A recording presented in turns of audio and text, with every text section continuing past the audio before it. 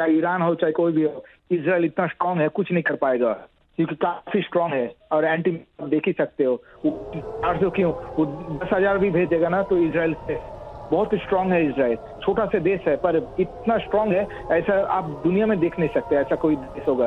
आप देख ही सकते हो क्या हो रहा है, ये बहुत ही खराब हो। क्या कर सकते हैं हम लोग, कुछ कर नहीं सकते हैं, बाहर नहीं जा सकते भी नहीं, अभी अंदर में हम लोग हैं। पर बाकी सब ठीक ही है, हम लोग का जोश है, हम लोग का सब ठीक है। और क्या मैं बोल सकता हूँ, हम लोग बच्चे लोग टेंशन में हैं, सब है, वाइफ भी टेंशन में है, सब हम लोग अंदर में ही है। पर हम लोग जोश तो रखना पड़ेगा। सब ठीक है यहाँ पे। बिल्कुल चंचल, बहुत बहुत शुक्रिया। बहुत बहुत बहुत माहौल है, हाँ टेंशन है, बाहर में कोई भी निकल नहीं सकता अभी अलार्म के चलते। मेरा बेटे भी बाहर में है, हम लोग को भी सोचे कैसे मैं लेके आऊँ उसको। पर अभी शायद मुझे लगता है अभी मैं जस्ट जाऊंगा, कार में जाके लेके आ जाऊंगा घर पे। बाकी सब ठीक ही है, थैंक गॉड आपने फोन किया। बिल्कुल चंचल, आप अपने और अपने परिवार का ध्यान रखें, आप लोग सुरक्षित रहें।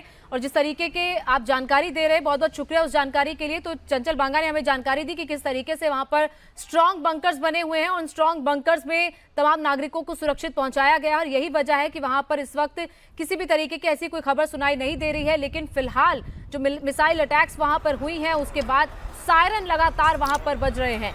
एक के बाद एक मिसाइलें आप देख रहे हैं कि आसमान में जो रोशनी दिखाई दे रही है वो मिसाइलें हैं जो ईरान की तरफ से इजराइल की तरफ दागी गई हैं। और ये मिसाइलें एक के बाद एक बैक टू बैक फायर की गई हैं।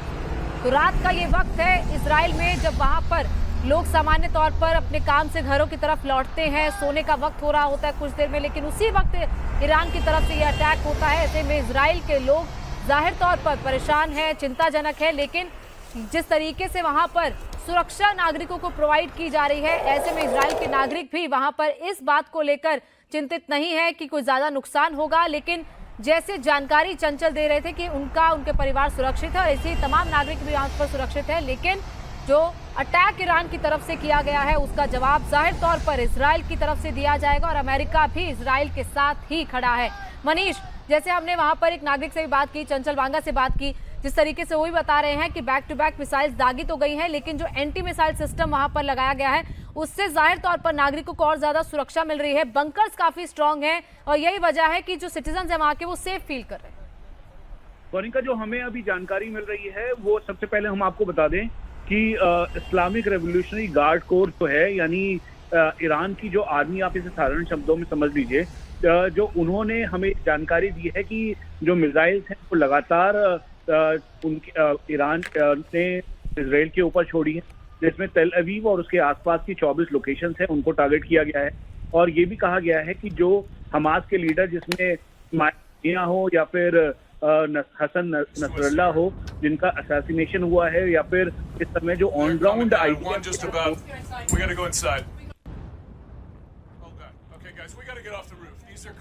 जी गोनिका, जो मैं आपका जिक्र कर रहा था कि चाहे हमास के लीडर, टॉप लीडरशिप हो, जिसको जुलाई में सबसे पहले इस्माइल हानिया, या फिर उसके बाद हिजबुल्ला लीडर जो हसन नसरल्लाह हैं, उनको जब एलिमिनेट किया गया इजराइल के द्वारा, उसके बाद ये बिल्कुल तय था कि ईरान इस पे अटैक करेगा। इसीलिए जो IRGC, जिसे इस्लामिक रेवोल्यूशनरी गार्ड कोर कहते हैं, ईरान की जो आर्मी है, उसके द्वारा हमें अभी जानकारी दी गई है ईरान ने करीबन 250 से 300 के लगभग जो रॉकेट्स हैं, जो मिसाइल्स हैं, वो उसको उन्होंने फायर किया है। लेकिन हम आपको एक बार फिर से बता दें कि ईरान की इस स्ट्रैटेजी या इस मूव का पहले से ही एजम्पशन किया हुआ था।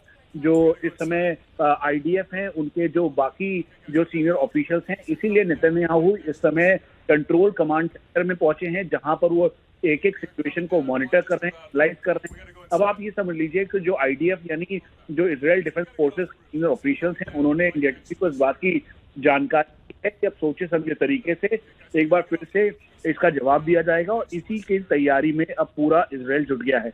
तो आप ये समझ लीजिए, जिसका अंदेशा लगाया जा रहा था कि ईरान वर्सेस इजराइल होगा, और उसके बाद जैसे इजराइल का समर्थन देने के लिए इस समय अमेरिका उसके साथ है, अमेरिकी प्रेसिडेंट, उसके अलावा जो डिफेंस सेक्रेटरी हैं अमेरिका के, उन्होंने इस बात की पुष्टि की है और उन्होंने कहा है कि वो इसमें इजराइल के साथ हैं। तो वही ईरान को सपोर्ट करने के लिए जो कुछ कंट्रीज हैं वो साथ में हैं। तो इस समय के जो हालात हैं वो बिल्कुल वॉलेटाइल हैं, कब सिचुएशन कैसे बदलेगी ये कहना बहुत ही मुश्किल होगा। एक और बात गौनिका, अभी हमें फिर से रियर एडमिरल डैनियल हगारी जो है उन्होंने कहा है कि जो जैसे ही हमने एजम्पशंस थी हमारी, एज्यूम किया गया कि जो ईरान की तरफ से रॉकेट या मिसाइल्स दागी जाएंगी, तो उसके पहले ही हमने अपने सभी नागरिकों को अंडरग्राउंड बंकर्स में भेज जाने के लिए सायरन बजा दिया था, और इसी वजह से जो सिचुएशन है वो उसमें ज्यादा बिल्कुल मनीष, इजराइल को इस बात का अंदाजा हो गया था कि ईरान की तरफ से ऐसा अटैक किया जाएगा और यही वजह है पहले ही सायरन्स बजाकर नागरिकों को सुरक्षित स्थानों पर पहुंचा दिया गया, बंकर्स में पहुंचा दिया गया ताकि नागरिक सुरक्षित रहें।